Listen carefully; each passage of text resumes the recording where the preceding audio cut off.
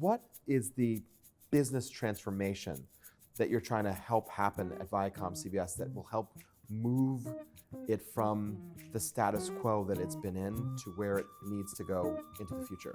And I recognize this is a large question for your company because there's a lot of things that are changing.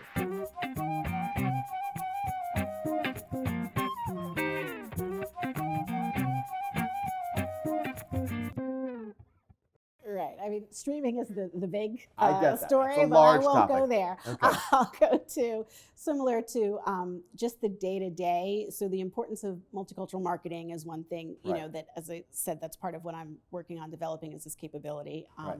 And part of that is that, you know, whatever year people want to use that we're going to be majority, minority, 2045, or they say already kids under 17, whatever it is.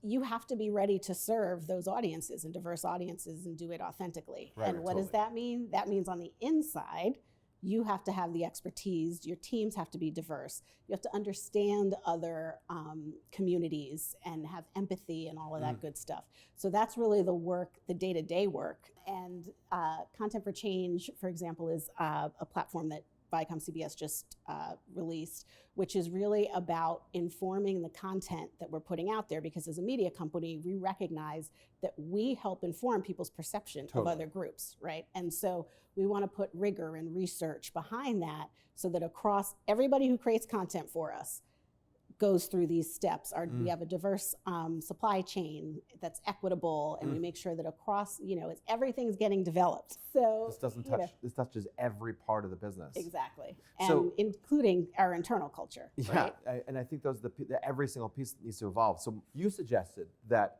you're going to change internally the culture to help change the content that ViacomCBS makes. How can you measure that? Well, one thing that I try and clarify is the difference between DEI and multicultural marketing. DEI being your internal culture and all of those pieces.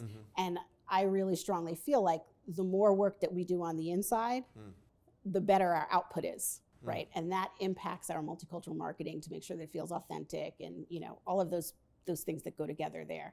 And so our metrics for measuring how are we doing are often tied to the inside parts of it. Do we have more diverse teams? You know, are we getting RFPs that, you know, are authentically reaching? We can test our creative to make sure that it's resonating with the audiences that we intended it to. And then we bring that information back in-house to benchmark it. And there have had to be some hard looks internally at some of our programming to say, you know, if we really need to have people who look like this audience be behind the camera for it. You know, casting to me is just table stakes, right? Like casting is the easy one, right? Because it's you can behind the camera, who's writing, who's directing, all of those things, who's making the decisions about what goes on the air. You know, all of those things go into it to really transform our business for the future. And again, the future is diverse, right? We're almost there now. Is there a hesitation inside of entertainment to not have that happen? Well, I think you said it before, which is I think some I of it probably is, did, Jamie. Some of it is unconscious for people. Yes. They don't, in some cases, people don't understand that what you're saying or what you're putting out there is actually offensive to people because you don't know why. And so the lack of education could be the issue, right? So I find we have less of an intentional issue and more of we just need to educate people and kind of, you know, make sure people are aware. And that's of all cultures. Totally. All groups, demographics, LGBTQ plus community, Black community, Asian community, everything. How far has the entertainment community evolved in this journey? If it was a day and it was dawn and the end is night, where are we in this journey? Well, I think we all saw a year and a half ago everybody make their big proclamations about what they were going to do and the money that they were going to donate. Which were proclamations that I felt some were at least statements, and some were companies that actually believed philosophically it was important to evolve. So tell me what you think where we are. Yes. So that's where I think we made some big statements.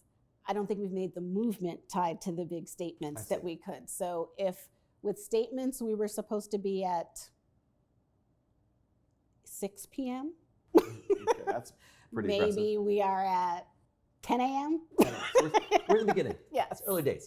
Early days. I actually think that's a reasonable assessment. That I think business leaders would say they're further along than people who are actually in the trenches doing the effort would say, like, nope, we're just getting started. Just getting started. Exactly. But I think everything's a process. Yep. And this is a critical business transformation that I am super happy we're highlighting on the series.